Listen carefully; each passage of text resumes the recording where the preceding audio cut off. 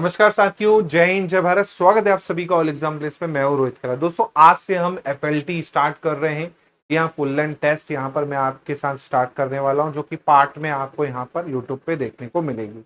इसी के साथ साथ दोस्तों, कोई भी अपडेट चाहिए तो चैनल को सब्सक्राइब जरूर कर लीजिएगा ऑल एग्जाम प्लेस पर।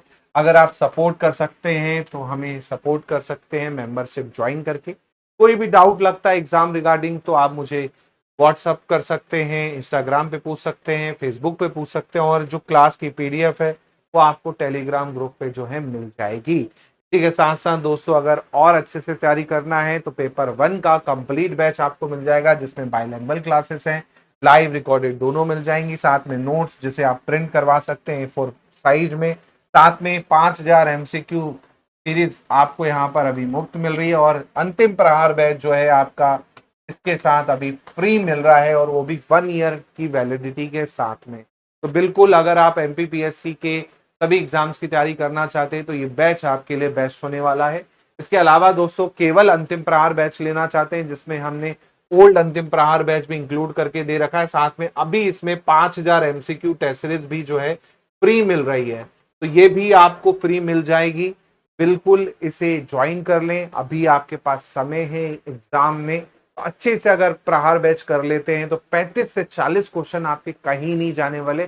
मैं 100% दावे के साथ कह सकता हूं। इसके पहले भी आप प्रहार बैच का रिजल्ट देख सकते हैं, 2022 वाला, 2024 वाला। तो बहुत ही फायदा आपको इस बैच से मिलने वाला है। इसी के साथ साथ पेपर 2 की तैयारी करना चाहते हैं वो भी अवेलेबल है। पेपर 2 की भी कुछ सब्जेक्ट्स की टेस्ट सीरीज जो है हमारे यहाँ अवेलेबल है। चलिए तो शुरुआत करते हैं दोस्तों आज की इस क्लास की। नमस्कार साथियों, जय हिंद जय भारत। स्वागत है आप सभी का ऑल एग्जाम प्लेस पे। राधे राधे, जय श्री महाकाल। चलिए तो स्टार्ट करते हैं दोस्तों आज की इस एफएलटी को। जी हाँ, एफएलटी नंबर 6 है ये। 6वीं एफएलटी आज हम यहाँ पर डिस्कस करेंगे। चलिए तो स्टार्ट करते हैं एफएलटी नंबर 6 के। पहले 5 एफएलटी हो चुकी हैं, होपफुली वो आपने सभी ने देख ली होंगी, और नहीं देखी तो भैया जाके जरूर देख लीजिए, क्योंकि यहीं से आपको डायरेक्ट क्वेश्चन एग्जाम में जो है मिलने वाले हैं अच्छे खासे, है ना। तो बिल्कुल जाके वो जरूर देखें।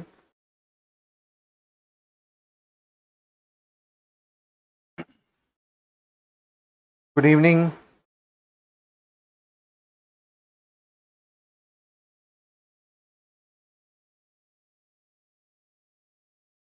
चलिए तो स्टार्ट करते हैं दोस्तों आज की इस क्लास को। गुड इवनिंग, बहुत बहुत स्वागत है आप सभी का। चलिए तो पहला क्वेश्चन जो कि इकोनॉमिक सर्वे से जुड़ा हुआ है, बोला जा रहा है 2024-25 में कितना इन्वेस्टमेंट जो था आपका लाख करोड़ रुपए में आपका प्रमोशन में हुआ, है ना। तो राज्य में निवेश संवर्धन के अंतर्गत कितने लाख करोड़ का निवेश जो है आपका प्रस्तावित हुआ था। तो देखिए, जैसे कि मैं कह रहा हूं, आंकड़े जो हैं आप दोनों देख लीजिएगा। हो सकता है आपको 24-25 के आंकड़े पूछ ले, हो सकता है आपको 25-26 के आंकड़े पूछ ले, है ना। कि कई बार क्या होता है वो ओल्ड आंकड़े भी पूछ लेता है, मतलब क्योंकि मार्च में तो देखिए आपका नया वाला आया है ना। तो मार्च से आप देखेंगे तो 2-3 महीने का डिफरेंस है। तो कई बार जो एग्जामिनर होता है ना, वो 1 साल पुराना भी पूछ लेते हैं, और कई बार क्या होता है कि भाई एग्जामिनर लेटेस्ट वाला भी पूछ लेते हैं। तो ऐसा फिक्स नहीं है कि केवल आपका 24-25 का ही पूछेगा या 25-26 का ही पूछेगा। तो मैं फिर से कह रहा हूँ, 24-25 का भी जो डेटा बेस्ड क्वेश्चन है वो तो कर ही लो, बाकी 25-26 का मैं आपको करंट अफेयर में इकोनॉमिक सर्वे और बजट दोनों करवा दूंगा, है ना। तो वहां से वो कवर हो जाएंगे इंपॉर्टेंट पॉइंट, है ना। तो दोनों ही कर लेंगे अपन सेफ साइड पे। कई बार क्या होता है फिर वो पिछला पूछ लेगा, नया मैंने आपको बता दिया तो फिर आप ही बोलोगे सर पिछला पूछ लिया था, है ना। तो मैं आपको दोनों ही करवा दूंगा, वो दोनों ही आप अच्छे से क्या कर लीजिएगा, कर लीजिएगा। और एक आध क्वेश्चन इकोनॉमिक सर्वे से आपको देखने को मिलेगा। जैसे ये क्वेश्चन है आपका 24-25 पे आधारित है ना। तो इस पर जो आपका इन्वेस्टमेंट था वो 3.74 लाख करोड़ के आसपास था। 3.74 करोड़ का निवेश जो है आपको यहाँ पर देखने को मिलता है ना। तो ये आपको ध्यान रखना है, और क्वेश्चन यहाँ पर आपको पूछा जा सकता है। तो ये आंकड़ा आप याद रखिएगा, 3.77 लाख करोड़ के आसपास का जो आंकड़ा है 24-25 में निवेश के हिसाब से आपको मिला था। चलिए अगला क्वेश्चन है, to promote short term training Madhya Pradesh state skill development and employment generation board run program funded by central government and World Bank. लघु अवधि प्रशिक्षण के लिए प्रोत्साहन करने के लिए मध्य प्रदेश राज्य कौशल विकास निगम और रोजगार बोर्ड ने केंद्र सरकार और विश्व बैंक की सहायता से एक कार्यक्रम चलाया है। उस कार्यक्रम का क्या नाम है ये आपको बताना है। कार्यक्रम का नाम क्या है ये आपको बताना है। चलिए बताइए भाई कार्यक्रम का नाम। हाँ, ये तो आपने बहुत बार पढ़ा होगा, संकल्प। पढ़ा है कि नहीं पढ़ा है? हाँ, क्या पढ़ा होगा आपने? संकल्प पढ़ा होगा, है ना। Skill acquisition and knowledge awareness for livelihood promotion, Sankalp के नाम से इसे जाना जाता है ना। ये आपको ध्यान रखना है। संकल्प योजना क्वेश्चन में आपको पूछा जा सकता है, क्योंकि ट्रेनिंग से जुड़ी हुई योजना है, जिसमें एक तरह से स्किल की ट्रेनिंग देकर क्या है, रोजगार आपको क्या है मिल जाए, इस तरह से आपकी व्यवस्था जो है संकल्प के अंतर्गत जो है आपकी की गई है ना। तो स्किल बेस्ड आपकी योजना है, जहां पर जो लोग हैं उन्हें स्किल सिखाई जाएगी, उसके आधार पर जो है आपका वो किया जाएगा। ठीक है, तो ये आपको ध्यान रखना है। इसके अलावा और भी बहुत सारी योजना है ना। और इसमें आप देखेंगे तो केंद्र सरकार का 60%, 40% आपका स्टेट गवर्नमेंट का है, आपका योगदान है। 60% सेंट्रल गवर्नमेंट का, 40% आपके स्टेट गवर्नमेंट का योगदान आपको देखने को मिलेगा संकल्प योजना में, है ना। ये आपको ध्यान रखना है। इसके अलावा देखो बहुत सारी योजना है ना। मुख्यमंत्री सीखो कमाओ योजना है एक, है ना। जैसे मुख्यमंत्री सीखो कमाओ योजना है, इसमें भी आपका क्या है, 2023 में मुख्यमंत्री सीखो कमाओ योजना चालू की गई थी, जिसमें 8 से 10,000 महीना स्टेपेंड जो है यहाँ पर दिया जाएगा ट्रेनिंग के साथ में, है ना। 2023 में स्टार्ट हुई, 8 से 10,000 रुपए स्टेपेंड जो है आपका दिया जाएगा, है ना। स्टेपेंड दिया जाएगा आपका बकायदा, है ना। ऐसे ही आपका नेशनल अप्रेंटिस प्रोग्राम है आपका, है ना। ऐसी आपको यहाँ पर देखने को मिलती है क्या, पीएम विश्वकर्मा योजना, पीएम विश्वकर्मा योजना करके है। नेशनल अप्रेंटिस जो है ना आपकी 2022 में चालू हुई थी, है ना। ये 2022 में आप देखेंगे आपकी चालू हुई थी, 2022 में राष्ट्रीय शिक्षुता प्रोत्साहन योजना जो है 2022 के आसपास में आपका चालू हुई थी। और इसमें 100% जो है आपका केंद्र सरकार देगी, है ना। 100% यहाँ पर ट्रेनिंग जो है पूरा का पूरा जो भी पैसे लग रहे हैं सेंट्रल गवर्नमेंट जो है आपका देगी इसमें पूरा का पूरा। ठीक है, चल अगला क्वेश्चन देखते हैं यहाँ पर। नेक्स्ट क्वेश्चन है, महात्मा गांधी राष्ट्रीय ग्रामीण रोजगार गारंटी के अंतर्गत 23-24 में कितने मानव दिवस सर्जित किए गए, है ना। Mahatma Gandhi national rural employment guarantee scheme मनरेगा के अंतर्गत जो है यहाँ पर पूछा गया था, how many day have been generated, कितना दिवस जो है आपके वो किए गए थे इसके अंतर्गत, है ना। ये आपको पूछा जा रहा है। करोड़ में आपको यहाँ पर वैल्यू देखने को मिलती है। महात्मा गांधी आपकी योजना मनरेगा जिसको हम कहते हैं, मनरेगा।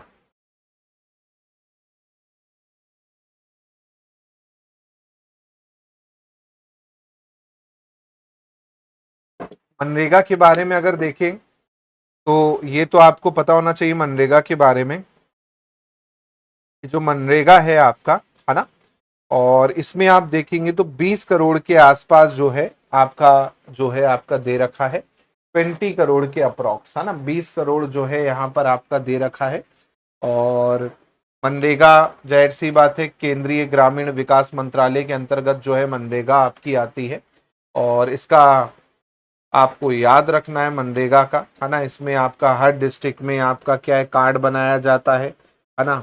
और उस हिसाब से क्या है 100 दिन का जो गारंटी का आपका वो है, वो इसके अंतर्गत जो है आपका शामिल है मनरेगा में, है ना। ये आपको ध्यान रखना है। और बाकी डेटाबेस क्वेश्चन था, बाकी इंपॉर्टेंट नहीं है।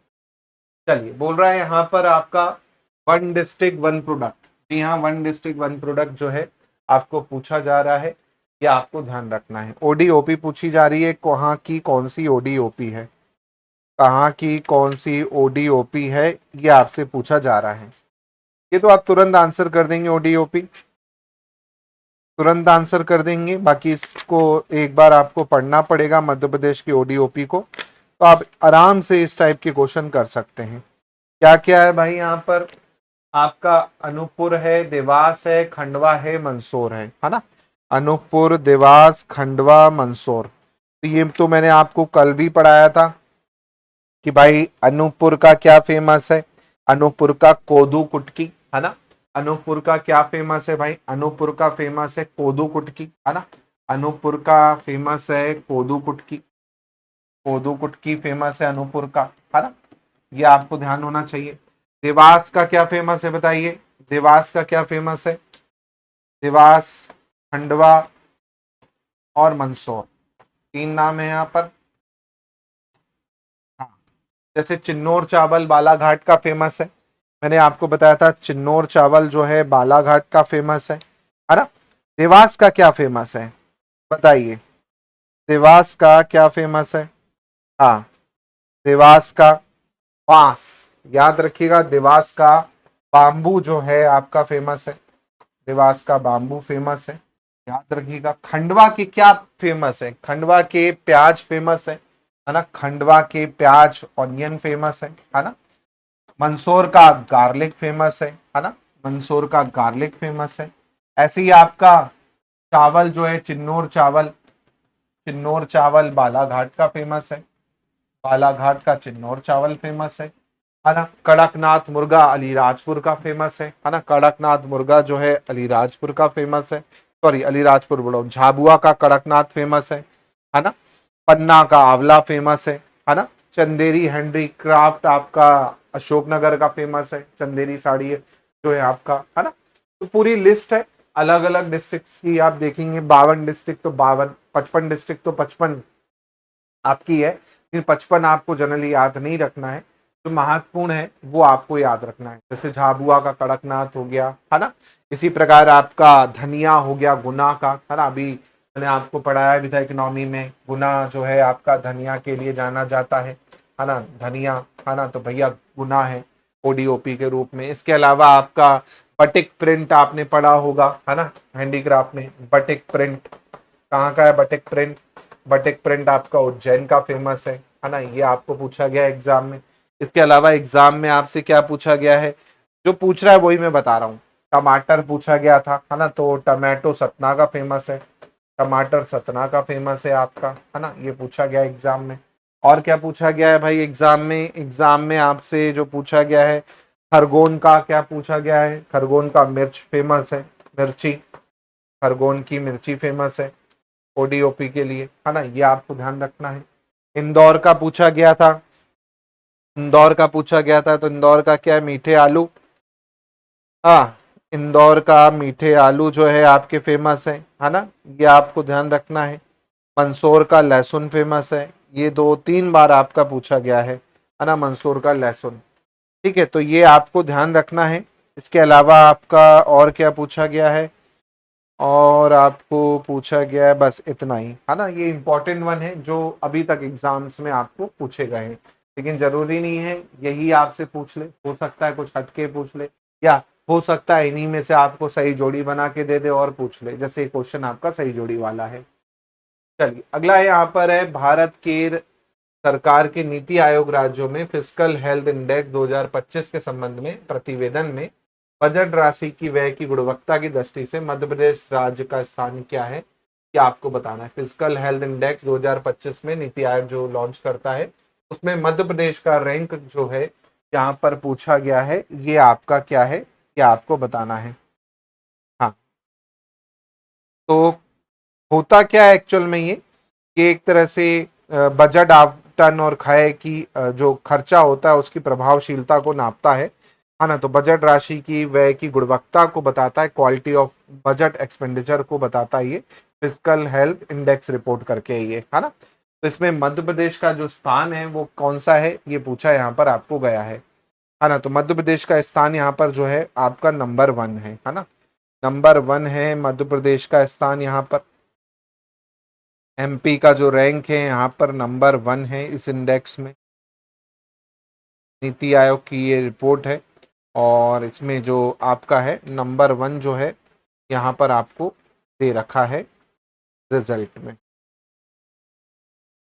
ठीक है, तो कई बार आपको इस तरह के क्वेश्चन जो है हो सकता है आपको एग्जाम में देखने को मिल जाए, है ना। तो थोड़ा सा ध्यान रखिएगा। प्रथम स्थान जो है यहाँ पर आपका क्या है, दे रखा है फर्स्ट, यहाँ पर जो है मध्य प्रदेश का आपको दे रखा है, कि आप यहाँ पर ध्यान रखें।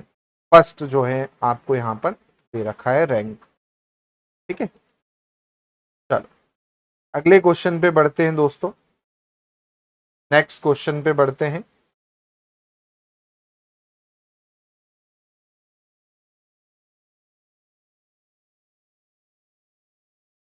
नेक्स्ट क्वेश्चन है हमारा, who has appointed as the secretary of research analysis wing from जुलाई 1 2025। भैया जुलाई 1 2025 को रॉ का रिसर्च विंग का साइंटिफिक जो है ऑफिसर किसे नियुक्त किया गया है, सचिव किसे नियुक्त किया गया है, क्या आपको पूछा जा रहा है। तो देखो एक अपॉइंटमेंट पे कई बार क्या है वो क्वेश्चन बना देता है ना, जैसे यहाँ पर इसने बनाया है। और ये आप ध्यान रखिएगा, यहाँ पर 1989 बैच के हैं पंजाब के, पराग जैन करके, है ना। 1989 के पंजाब बैच के हैं आपका आपका पंजाब बैच के हैं आपके पराग जैन। इनको बनाया गया है रॉ का नया प्रमुख, एक तरह से खुफिया एजेंसी है आपकी रॉ, ये तो आपको पता होना चाहिए। और काफी एक्सपीरियंस व्यक्ति हैं, है ना। इनको जो है आपका दे रखी है कमांड। चलिए अगला है 11वें अंतरराष्ट्रीय योग दिवस 2025 का क्या थीम था, ये आपको बताना है। अभी जैसे आपका परसों ही आपका क्या था, है ना, तो 12वां नंबर था, है ना। तो 12वां आपको क्या है, योगा डे पूछ सकता है ना। 12th भी पूछ सकता है 2026 वाला। भाई 25-26 दोनों ही आप क्या कीजिए, याद रखिए, 25-26 दोनों ही याद रखिए। हो सकता है दोनों में से कोई क्वेश्चन जो है आपको पूछ ले, है ना। चलिए तो 11वें का क्या था, ये यहाँ पर पूछा है। आप 12वें का भी यहाँ पर याद रखिएगा। हाँ, अंतरराष्ट्रीय योग दिवस की थीम जो है आपका,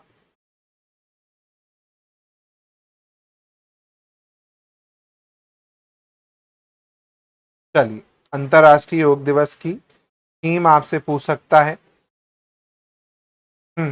25 की थीम क्या थी। हाँ, 25 की थीम क्या थी, ये पूछा गया है।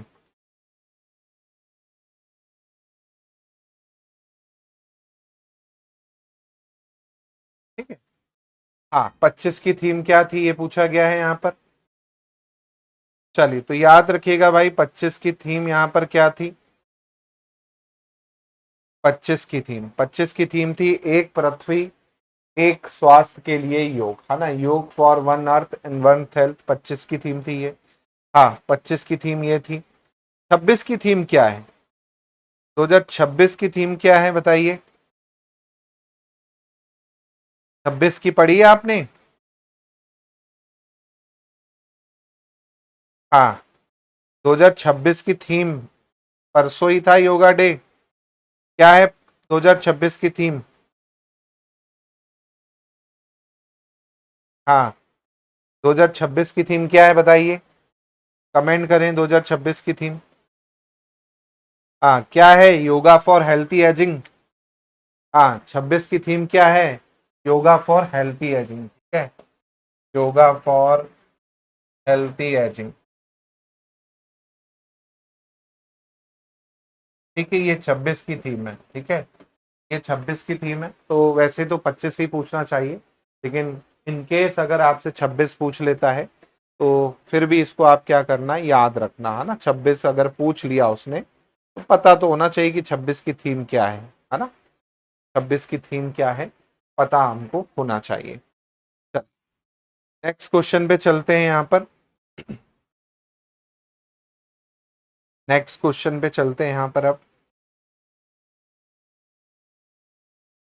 अगला क्वेश्चन है यहाँ पर, महिला क्रिकेट विश्व कप में 2025 जीतने वाली टीम में मध्य प्रदेश की कौन सी खिलाड़ी थी। तो एमपी की खिलाड़ी यहाँ पर पूछा जा सकता है आपसे, है ना। तो 2025 में आप देखेंगे करंट अफेयर आपके खेल के जरूर पढ़ लीजिएगा, है ना। करंट अफेयर वैसे सर ने करवाए भी हैं, बाकी मैं भी आप लोग को अभी एफएलटी करवाऊंगा तो उसमें करंट अफेयर के क्वेश्चन इंक्लूड करूंगा, तो वहां पर आपकी बहुत सारी चीजें हो जाएंगी। जी हाँ, मध्य प्रदेश की टीम से है क्रांति गौड़, है ना। क्रांति गौड़ जो है मध्य प्रदेश से संबंध रखती हैं, ये आपको ध्यान रखना है। क्रांति गौड़ क्वेश्चन आपको पूछ सकता है क्रांति गौड़ के बारे में, तो ये आप ध्यान रखिएगा, है ना। क्रांति गौड़ आप देखेंगे तो भाई फीमेल क्रिकेटर हैं मध्य प्रदेश की, 2025 में आप देखेंगे बकायदा, ये आपको ध्यान रखना है। और बुंदेलखंड से आपका क्या है, क्रांति गौड़ आती हैं, ये आपको ध्यान रखना है। वो भी आपका छतरपुर जो है आपका, बिल्कुल, है ना। बुंदेलखंड का छतरपुर जो एरिया है आपका, बुंदेलखंड का छतरपुर, है ना। बुंदेलखंड की धरती से छतरपुर से आपकी आती, घुघरा करके गांव से आती है, छोटे से गांव से। चल, अगला है यहाँ पर on the 300 birth anniversary of Lok Mata Devi Ahilyabai Holkar, national Devi Ahilyabai award was presented to woman for contribution in which field. 300वीं जयंती पर जो लोक माता देवी अहिल्याबाई होलकर अवार्ड है, ये जो है आपका किसे दिया गया, ये आपको पूछा जा रहा है। मतलब किस कैटेगरी में दिया गया ये पूछा जा रहा है, किस क्षेत्र में जो है आपका दिया गया, ये आपको बताना है। किस क्षेत्र में जो है आपका देवी अहिल्याबाई होलकर अवार्ड जो है आपका दिया गया, ये आपको बताना है।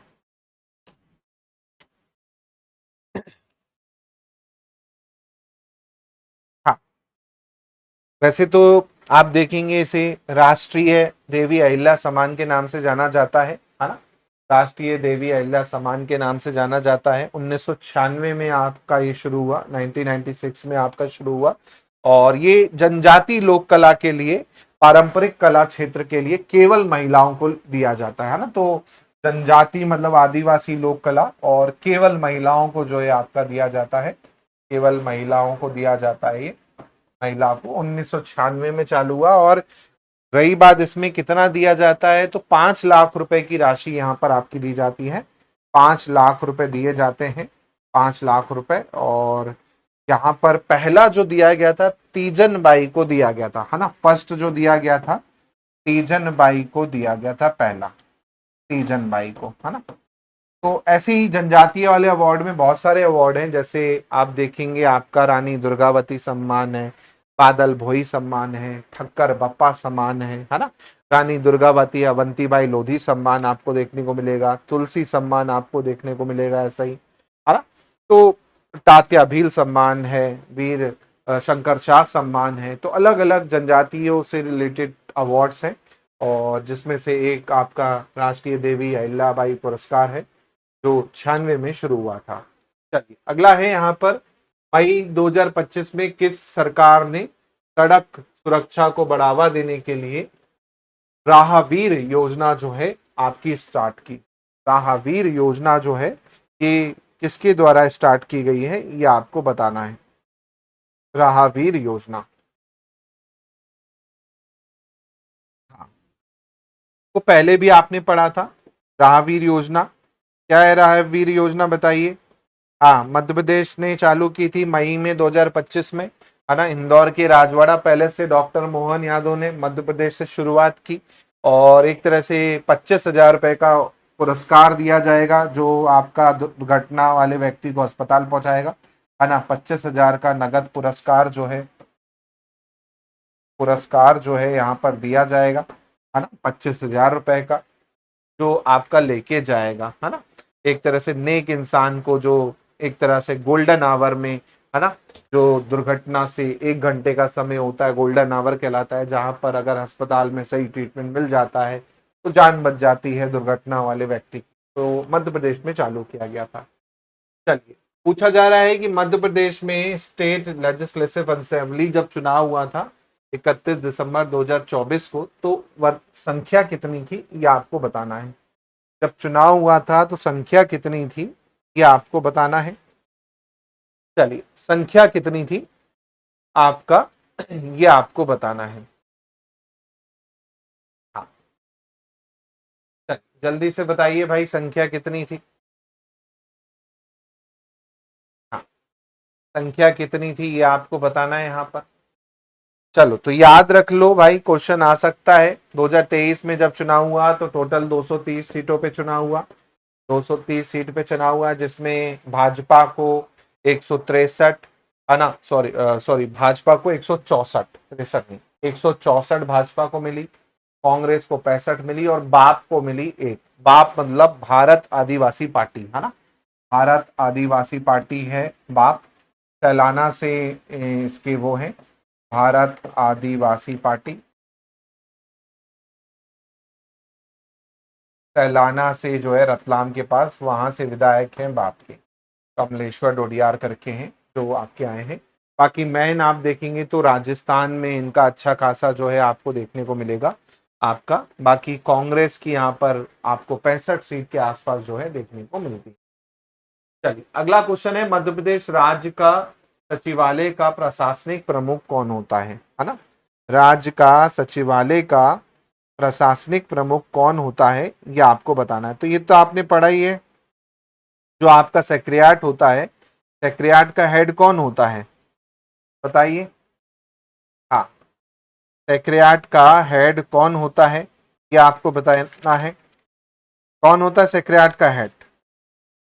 हाँ, सचिवालय का हेड कौन होता है? मुख्य सचिव होता है सेक्रेटरीट का हेड। हाँ, मुख्य सचिव, चीफ सेक्रेटरी, पढ़ा ही है आपने अच्छे से। चीफ सेक्रेटरी जो है आपका हेड होता है सेक्रेटरीट का। और मुख्य सचिव का पद आपको पता होगा, जनरल लॉर्ड वेल्जली के टाइम पर आपका आया था, है ना। लॉर्ड वेल्जली ने आपका क्या है, चीफ सेक्रेटरी का पद जो है आपका लाया था। उसके बाद से आप देखेंगे आपका चला आ रहा है ये।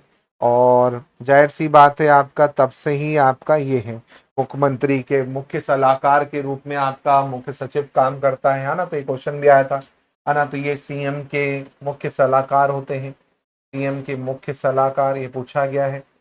मुख्य सलाहकार जो है आपके कौन होते हैं, तो मुख्य आपका सेक्रेटरी या सचिव जो है आपके होते हैं, या आपको ध्यान। दोस्तों ऐसे ही शानदार कंटेंट से आप पढ़ना चाहते हैं तो बिल्कुल आप पेपर वन का कंप्लीट बैच मिल ले सकते हैं, जहां पर आपको पीडीएफ नोट्स प्रिंट करवाने लायक 5000 एमसीक्यू सीरीज सब कुछ मिल जाएगा। और ऐसे ही केवल एमसीक्यू सीरीज चाहिए तो अंतिम प्रहार बैच ज्वाइन कर लीजिए, जहां पर 2 प्रहार बैच जिसमें अभी फ्री मिल रहे हैं ओल्ड वाले, वो भी इसमें इंक्लूड है, प्लस टेस्ट सीरीज भी आपकी इसमें इंक्लूड है। 100% शॉर्ट शॉर्ट क्वेश्चन जो आपके एग्जाम में आपको देखने को मिलने वाले हैं, बिल्कुल यहां पर आपको मिल जाएंगे। तो बिल्कुल जरूर इसे ज्वाइन करें, रखना है। चलिए अगला है 73वां संविधान संशोधन अधिनियम संविधान में जोड़ी गई 11वीं अनुसूची में निम्नलिखित में से कौन सा विषय शामिल नहीं है ना।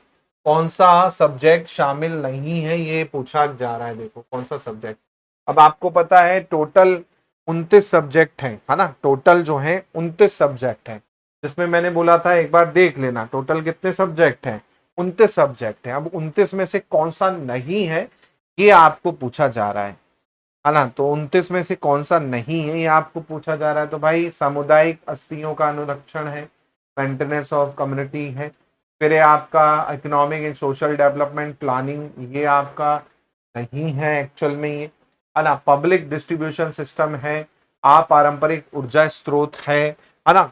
कौन सा नहीं है, आर्थिक और सामाजिक विकास योजना का जो है ये राज्य या केंद्र का कार्य है डायरेक्ट, अगर आप देखेंगे ना कि किसका काम है, ना कि आपका पंचायत का काम है ना। तो बी ऑप्शन यहाँ पर क्या हो जाएगा, एक्चुअल में आपका आंसर हो जाएगा, क्योंकि ये देखा जाए तो हमारा काम नहीं है, सेंट्रल गवर्नमेंट राज्य का काम है कि भाई आर्थिक डेवलपमेंट कैसे होगा और आपका सामाजिक डेवलपमेंट कैसा होगा। चलिए अगला है, कौन मध्य प्रदेश के मुख्य सूचना आयुक्त रहे, है ना। ऑफ द फॉलोइंग है chief commissioner of Madhya Pradesh, chief commissioner of Madhya Pradesh, है ना। मध्य प्रदेश राज्य सूचना आयोग की बात हो रही है यहाँ पर। मध्य प्रदेश राज्य सूचना आयोग के कौन जो है यहाँ पर आपके वो रह चुके हैं, क्या आपको बताना है। मध्य प्रदेश राज्य सूचना आयोग, हम्म चलिए, सूचना आयोग की बात हो रही है यहाँ पर। राज्य सूचना आयोग, हाँ, 22 अगस्त 2005 आरटीआई एक्ट जब आया था, है ना, आरटीआई एक्ट आया था, है ना, 2005 में ही इसका क्या हुआ था, सूचना आयोग का गठन किया गया था, ये आपको पता होना चाहिए। पहले तो आपके टीएन श्रीवास्तव थे, है ना, टीएन श्रीवास्तव जो थे फर्स्ट थे, श्रीवास्तव जो थे आपके फर्स्ट थे, है ना, ये फर्स्ट थे आपके सूचना आयोग के वो, ये आपको ध्यान रखना है। कौन नहीं है, तो टीएन श्रीवास्तव रहे हैं, है ना, पदपणी तिवारी रहे हैं, पदपणी तिवारी रहे हैं आपके, है ना, इकबाल अहमद रहे हैं, है ना, इकबाल अहमद रहे हैं, केडी खान करके हैं आपके, ये रहे हैं केडी खान, है ना, केडी खान रहे हैं, तो डी ऑप्शन यहाँ पर क्या हो जाएगा, आपका आंसर हो जाएगा, है ना।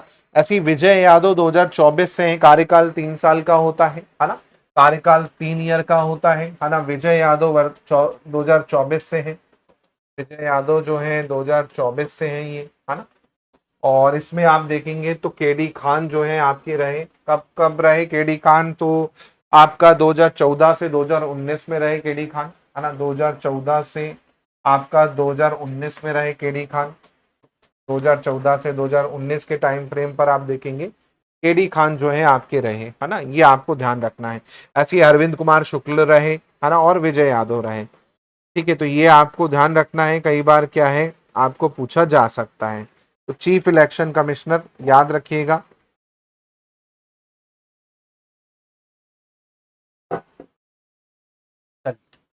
अगला है इको मार्क प्रमाणीकरण भारत में कौन जारी करता है।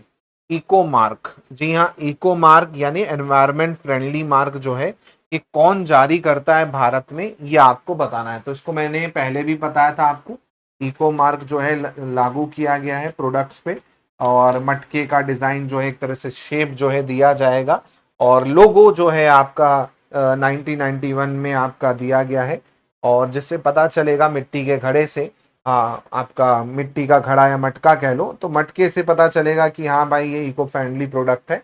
और ये जो है आपका ब्यूरो ऑफ इंडियन स्टैंडर्ड, जिसे हम BIS के नाम से जानते हैं, ये जो है आपका लगाता है, भारतीय मानक ब्यूरो, ये आपको ध्यान रखना है। चल, अगला है कि निम्नलिखित में से कौन सा एंड्रॉइड ऑपरेटिंग सिस्टम का संस्करण नहीं है। एंड्रॉइड का वर्जन कौन सा नहीं है, ये आपको बताना है। तो मेरे हिसाब से ये आप तुरंत बता देंगे, है ना, क्योंकि इसमें मुझे नहीं लगता कि ज़्यादा आपको दिमाग लगाना पड़ेगा। डोनट हो गया, एक्लेयर हो गया, ओरियो हो गया, चोकोपाई हो गया, कौन इसमें एंड्रॉइड का वर्जन नहीं है। हाँ, एंड्रॉइड मोबाइल यूज़ करते हैं, हाँ, चोकोपाई जो है आपका एंड्रॉइड का वर्जन नहीं है, बाकी आपका डोनट हो, एक्लेयर हो, है ना, या फिर ओरियो हो, ये आपके रहे हैं, है ना। जबकि एंड्रॉइड 9 जो आया है ना, एंड्रॉइड का जो 9 वर्जन है, जिसे एंड्रॉइड 9 कहते हैं, वो केवल पाई के नाम से, है ना, उसे पाई के नाम से जाना जाता है, ना कि चोकोपाई। चोकोपाई जो है आपका नहीं है, जबकि पाई है। अब ये ऐसे आउट ऑफ बॉक्स क्वेश्चन है ना, इसको कोई कुछ नहीं कर सकता, क्योंकि भाई इतना किसको याद रहता है ना, कि भाई एंड्रॉइड के वर्जन, है ना, ठीक है, तो उतना नहीं याद रखना है, क्योंकि कई बार क्या होगा आपको ऐसे क्वेश्चन फंसाने को दे देगा वो, और मोस्टली बहुत कम ही लोग इस टाइप के क्वेश्चन को जो है कर पाते हैं, जाहिर सी बात है, क्योंकि पॉसिबल ही नहीं है इस टाइप के क्वेश्चंस को कर पाना, क्योंकि कोई भी इतना याद नहीं रखता है कि भाई कौन सा वर्जन अभी चल रहा है ना। जैसे अभी अभी चल रहा है एंड्रॉइड 16, है ना, अभी चल रहा है एंड्रॉइड 16, और एंड्रॉइड 16 का जो वर्जन है वो क्या है, ओरिजिन करके है ना, ओरिजिन करके है एंड्रॉइड 16 का, ओरिजिन ऑपरेटिंग सिस्टम 6 करके नाम से जाना जाता है ना, जो कि अभी लेटेस्ट में आपका चल रहा है ना। आप अपना मोबाइल खोल के देखिएगा, सिस्टम अपडेट पे जाइएगा, है ना, तो वहां पर आपको क्या है, पूरा का पूरा आपका जो लेटेस्ट जो आप यूज कर रहे हैं एंड्रॉइड वर्जन, वो अभी ओरिजिन करके है ना। तो एक बार देख लेना, अगर समय आपको मिलता है तो एंड्रॉइड के जितने वर्जन हैं उसकी लिस्ट आपको मिल जाएगी वैसे तो, वो एक बार देख लेना कि कौन रहा कौन नहीं रहा, है ना। तो अच्छा क्वेश्चन था ये। चलिए, अगला क्वेश्चन है यहाँ पर, सर्च इंजन की पूर्वानुमति टाइपिंग सुविधा जो कीवर्ड टाइप करते समय वाक्य में अगला शब्द सुझाकर हमारी मदद करता है, वर्तनी जांच करता है, उसे क्या कहा जाता है। बताइए भाई, आप टाइप करते हो, कई बार आप टाइपिंग करते हो ना मोबाइल में भी, तो खुद ही सजेस्ट कर देता है कि भाई क्या लिखना है आपको, है ना। कई बार आप बस नॉर्मल टाइपिंग करो, है ना, तो वो खुद ही आपका क्या है आगे का बता देगा कि ये चीज आप लिखना चाह रहे हो। क्या कहलाता है वो? ऑप्शन में आपका आईओटी है, दूसरा है आपका एनएलपी है ना, नेचुरल लैंग्वेज प्रोसेसिंग, फिर है आपका डीप लर्निंग, फिर है आपका रोबोटिक्स। तो जाहिर सी बात है, कॉमन सेंस का क्वेश्चन है। आप कुछ लिख रहे हो, मान के चलो, खुद ही आपका क्या, आपका सजेशन आ जाता है उसी में कि भाई आप ये टाइप करना चाहते हो, है ना। तो ये एक्चुअल में क्या कहलाता है? नेचुरल लैंग्वेज प्रोसेसिंग कहलाता है। आईओटी तो अलग है भाई। आईओटी क्या है? इंटरनेट से डिवाइसेस को कंट्रोल करना, इंटरनेट से हार्डवेयर या डिवाइसेस को कंट्रोल करना। जैसे अलेक्सा हो गया, है ना, अलेक्सा को बोल दो Alexa switch off the light, है ना, भाई लाइट बंद कर देगी अलेक्सा, है ना। तो वो आईओटी है, हार्डवेयर को कंट्रोल कर रहे हैं आईओटी में आप। जबकि डीप लर्निंग और ये सब चीजें जो है अलग चीज हो जाएंगी। अब जैसे यहाँ पर आर्टिफिशियल की शाखा ही है एक तरह से, है ना। एनएलपी एक तरह से क्या है? एआई की एक शाखा है, एआई की एक शाखा है, एक ब्रांच है आपका NLP, national natural process language processing, है ना, जिसमें वो पहले ही प्रिडिक्टिव टेक्स्ट या भविष्यवाणी बता देता है कि आप क्या है, आप लिखना क्या चाहते हो, है ना। अगला है यहाँ पर a type of machine learning that uses AI artificial neural network represent learning is known as. Machine learning का एक प्रकार जो कृत्रिम तंत्रिका नेटवर्क और प्रतिनिधित्व सीखने का उपयोग करता है, उसे किस रूप में जाना जाता है, ये आपको पूछा जा रहा है। ऑप्शन में यहाँ पर आपका रूल बेस्ड मशीन लर्निंग है, फिर है आपका रेनफोर्समेंट लर्निंग, फिर है डीप लर्निंग, फिर है इंस्टेंट बेस्ड लर्निंग। तो भाई ये इसमें मैंने आपको क्या बताया था एफएलटी में कि भाई रेनफोर्समेंट लर्निंग क्या होती है, जहां पर आपको क्या मिलता है, जहां पर अवार्ड और पनिशमेंट वाला होता है। लेकिन यहाँ पर क्या है भाई, आपका न्यूरल नेटवर्क की बात हो रही है, तो वो होती है डीप लर्निंग, वो होती है डीप लर्निंग। तो डीप लर्निंग एक तरह से मशीन लर्निंग का हिस्सा है, मशीन लर्निंग का पार्ट है आपका डीप लर्निंग, मशीन लर्निंग का पार्ट है एक तरह से, का पार्ट है डीप लर्निंग, है ना आपका। और डीप लर्निंग में आप देखेंगे तो एक तरह से मानव का जो मस्तिष्क होता है, ना, जैसे हमारे में न्यूरॉन्स होते हैं, उसी बेसिस पर जो है डीप लर्निंग को आपका क्या है ट्रेन किया गया है कि मानव के अंदर जैसे न्यूरॉन्स होते हैं, उसी के बेसिस पर क्या है इसको भी ट्रेनिंग दे रखी है डीप लर्निंग में। और इसमें क्या है, बहुत सारी लेयर जो है एक तरह से, है ना, बहुत सारी लेयर जो है आपका यहाँ पर होता है ना, लेयर के अंदर लेयर, पैटर्न के अंदर पैटर्न जो है यहाँ पर आपको देखने को मिलेगा, और इसीलिए इसको डीप लर्निंग कहा जाता है। चलिए अगला क्वेश्चन देखिएगा यहाँ पर। नेक्स्ट क्वेश्चन है, वीपीएन के माध्यम से प्रदान किए जाने वाली सेवा किसी प्रकार के क्लाउड कंप्यूटिंग सेवा का उदाहरण है। कैसा उदाहरण है भाई? वीपीएन से अगर कोई सेवा मिल रही है, किस प्रकार की क्लाउड कंप्यूटिंग होगी वीपीएन से? वीपीएन मतलब वर्चुअल प्राइवेट नेटवर्क, है ना, वर्चुअल प्राइवेट नेटवर्क, जिसके थ्रू आप क्या करते हो, गुप्त और सुरक्षित बनाता है नेटवर्क को, है ना। वीपीएन का फुल फॉर्म पूछ सकता है आपसे, है ना, तो वर्चुअल प्राइवेट नेटवर्क वीपीएन कहलाता है, वर्चुअल प्राइवेट नेटवर्क, है ना। और इसकी सहायता से आप क्या करते हो, सुरक्षित आप कनेक्शन बना लेते हो या गुप्त कनेक्शन बना लेते हो, है ना। जैसे कुछ आपका क्या है, वेबसाइट है हमारे यहाँ बैन है जैसे इंडिया में, अब आपको उसको एक्सेस करना है तो आप वीपीएन का यूज करके यूएसए में पहुंच जाओगे, यूएसए से आप खोल लोगे, वहां पर बैन नहीं है। तो टिकटॉक जो है बैन है इंडिया में, लेकिन आपको टिकटॉक की अपनी पुरानी आईडी देखनी है, तो आप बस वीपीएन का यूज करें और कहीं दूसरे देश का डालें जहां पर भी आपका टिकटॉक चलता है, वो आपका मोबाइल में चलने लगेगा। सिंपल है ना। जैसे अभी टेलीग्राम इंडिया में बैन था, तो भाई टेलीग्राम इंडिया में बैन था ना, अब लोगों ने वीपीएन लगा के टेलीग्राम को भी चलाया है ना। बाकी नॉर्मल इंसान नहीं चला पाता, बात अलग है, लेकिन वीपीएन का आप यूज कर सकते हो। तो ये एक्चुअल में आपका नेटवर्क एज आ सर्विस जो है आपका होता है, नेटवर्क एज आ सर्विस, नेस जिसको हम कहते हैं, जब कंपनियां खुद का नेटवर्क इंफ्रास्ट्रक्चर ना बना के क्लाउड प्रदाता से, जैसे वीपीएन है, वैनविड्थ किराए पर लेती हैं, उसे आप क्या कहते हो, नेटवर्क एज सर्विस कहते हो ना। क्योंकि जाहिर सी बात है, कंपनियां क्या है, खुद तो बनाने नहीं बैठेंगी। अब देखो इंडिया में अभी जैसे टेलीग्राम बैन हुआ नीट के उसके लिए, तो क्या काम कितने लोगों का रुक जाता है ना, कितने लोगों का काम रुक जाता भाई साहब, है ना। तो उसके लिए क्या किया गया, उसके लिए आपका लोगों ने क्या है, वीपीएन का यूज किया। क्योंकि भाई बहुत जो बड़े बड़े आपके वो हैं कंपनियां, आईआईटी वाली या दूसरी हैं, वहां पर जनरली वीपीएन कॉमन है ना। तो यहाँ पर वो क्या करेंगे, खुद का वीपीएन तो बनाएंगे नहीं, वो किराए पर देंगे। तो वही है नेटवर्क एज सर्विस, है ना। तो उसे हम यहाँ पर क्या कहेंगे, आपका नेटवर्क एज सर्विस करेंगे, जहां पर उसे किराए पर दिया जाता है।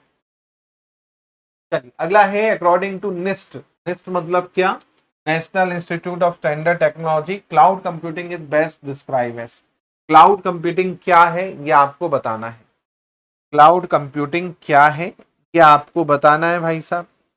क्या है क्लाउड कंप्यूटिंग। हाँ, निस्ट ने 5 मुख्य गुण बताए हैं, अगर आप देखेंगे। और 5 गुण जो है यहाँ पर आपके क्लाउड कंप्यूटिंग के जो बैठेंगे, पहला बोला हाई स्पीड इंटरनेट है, नहीं भैया। फिर है आपका क्या, फिर है आपका ऑन साइट डेटा स्टोरेज है, नहीं। फिर है आपका सिक्योरिटी सिस्टम फॉर नेटवर्क है, नहीं। ये है pay per use on demand access to shared IT resource, है ना। तो यहाँ पर आपका सी ऑप्शन जो है आपका सही हो जाएगा, कि मतलब उपयोगकर्ता जब जरूरत होगी शेयर रिसोर्स का उपयोग करे, जितना उपयोग करे केवल उतना ही भुगतान करना होगा। ये आपका क्लाउड कंप्यूटिंग है, ये आपका क्लाउड कंप्यूटिंग है ना। जाहिर सी बात है, आप स्टोरेज क्या है अपने हिसाब से लेते हो, और गूगल भी देखोगे या आईफोन वाले भी आप देखोगे क्लाउड, है ना। आपका क्लाउड ड्राइव किराए पे देते हैं 75 रुपए महीना, है ना। जैसे आप आईफोन यूज करते हैं तो उसमें 75 रुपए के आसपास क्लाउड का चार्ज लगता है। ऐसे ही आपका जीमेल में भी आप देखेंगे, जीमेल भी आपको किराए पे देता है। वैसे तो 15 GB तक का आप स्टोर कर सकते हो फ्री, उसके ऊपर आपका क्या है वो चार्ज लेता है ना। तो जाहिर सी बात है, क्लाउड कंप्यूटिंग मतलब क्या, पे पर यूज, जितना आप यूज करोगे उस हिसाब से पे करो और वो करो, है ना। चलो अगला क्वेश्चन है यहाँ पर, एरन से किस शासक के अभिलेख नहीं मिलते हैं। एरन से किस शासक के अभिलेख नहीं मिलते हैं, ये आपको बताना है। ये तो मेरे हिसाब से आप बहुत अच्छे से बता सकते हैं, है ना। ये वाला क्वेश्चन तो बहुत अच्छे से बता सकते हैं, क्योंकि आपने एरन जो है बहुत अच्छे से क्या है डिटेल में पढ़ा है। हाँ, आपने रामगुप्त भी पढ़ा है, आपने बुद्धगुप्त भी पढ़ा है, आपने भानुगुप्त भी पढ़ा है, गुप्त काल बहुत अच्छे से पढ़ा है आपने। गुप्त काल में आपने कुमार गुप्त के बारे में पढ़ा होगा। कुमार गुप्त का अभिलेख जो है रण से नहीं मिलता है। कुमार गुप्त का आप देखेंगे अभिलेख कहाँ से मिलता है, मंदसौर से प्राप्त होता है ना। मंदसौर से कुमार गुप्त का अभिलेख मिलता है, ना कि एरन में, है ना। तो यहाँ पर कुमार गुप्त जो है यहाँ पर सही आंसर होंगे। कुमार गुप्त यहाँ पर क्या होंगे, सही आंसर होंगे। क्योंकि एरन की अगर मैं बात करूं तो एरन से जो अभिलेख मिला है उसमें बुद्धगुप्त का नाम है, भानुगुप्त का नाम मिलेगा, है ना। बुद्धगुप्त का नाम मिलेगा, भानुगुप्त का नाम मिलेगा, है ना। भानुगुप्त भी है उसमें, है ना। इसके अलावा बुद्धगुप्त, भानुगुप्त, इसके अलावा आपका श्रीधर वर्मा जो है ना, श्रीधर वर्मा का नाम मिलता है ना। श्रीधर वर्मा का नाम मिलता है। इसके अलावा आपका हूण हूण आपके शासक थे, हूण शासक तोरामण, है ना। हूण शासक तोरमाण का नाम मिलता है, कुल के पिता, है ना, इनका नाम मिलता है। इसके अलावा आपको समुद्रगुप्त का भी जो है आपको नाम मिलता है।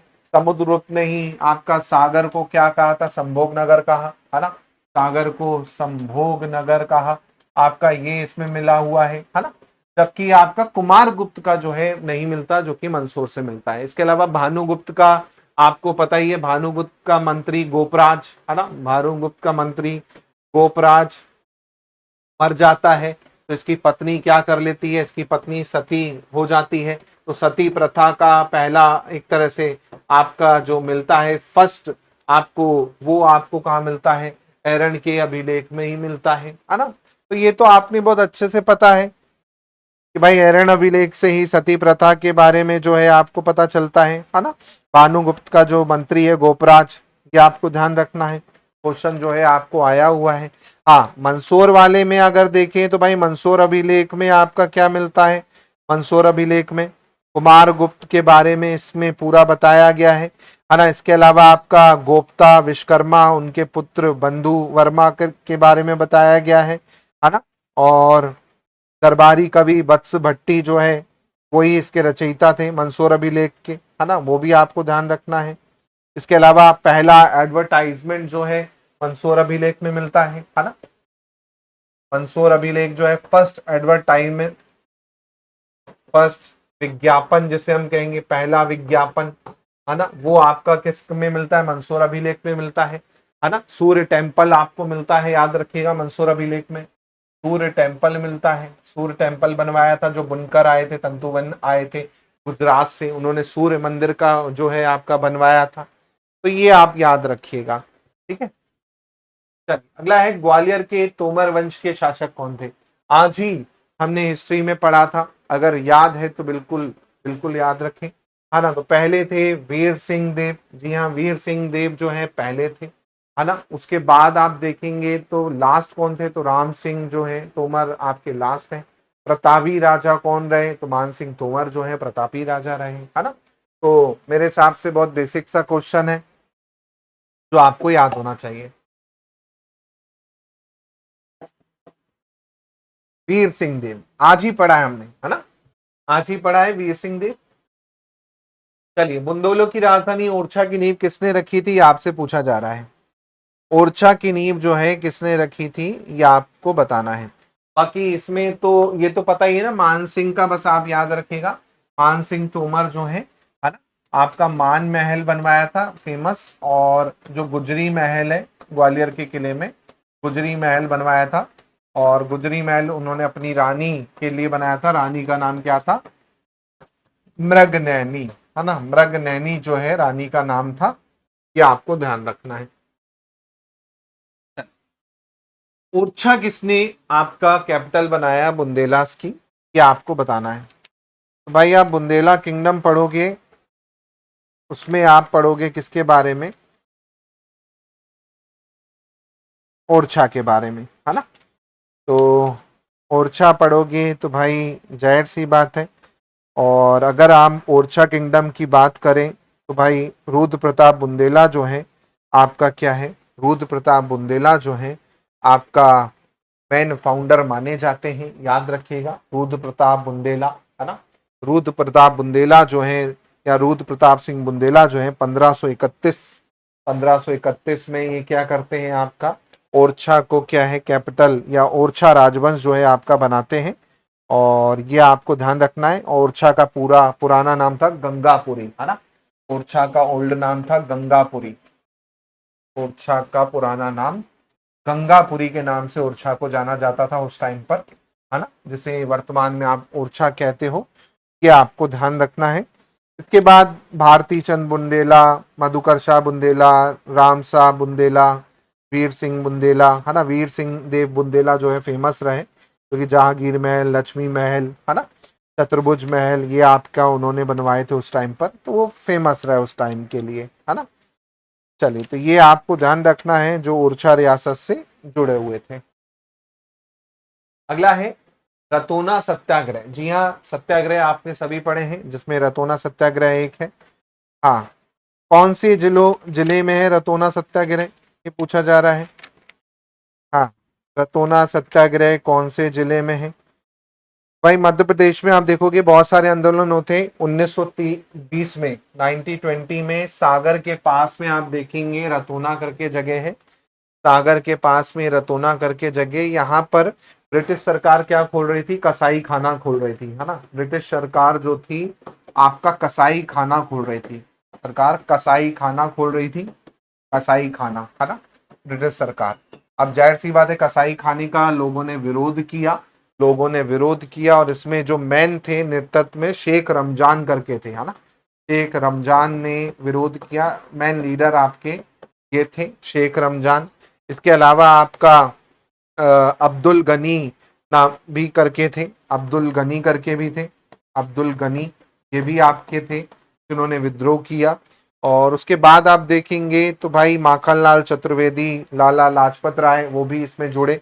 और बाद में फिर क्या है, विरोध जब करमवीर, जो आपका माखनलाल चतुर्वेदी का अखबार था, माखनलाल चतुर्वेदी का, माखनलाल जी का जो अखबार था करमवीर, इसमें जब छापा गया है ना, इसमें भी छापा गया इसके बारे में, तो उसके बाद फिर अंग्रेजों की वो खुली। उसके बाद फिर जन समर्थन को देखते हुए सरकार ने जो है फैसला अपना बदल दिया। तो ये कुछ कहानी थी रतोना सत्याग्रह की।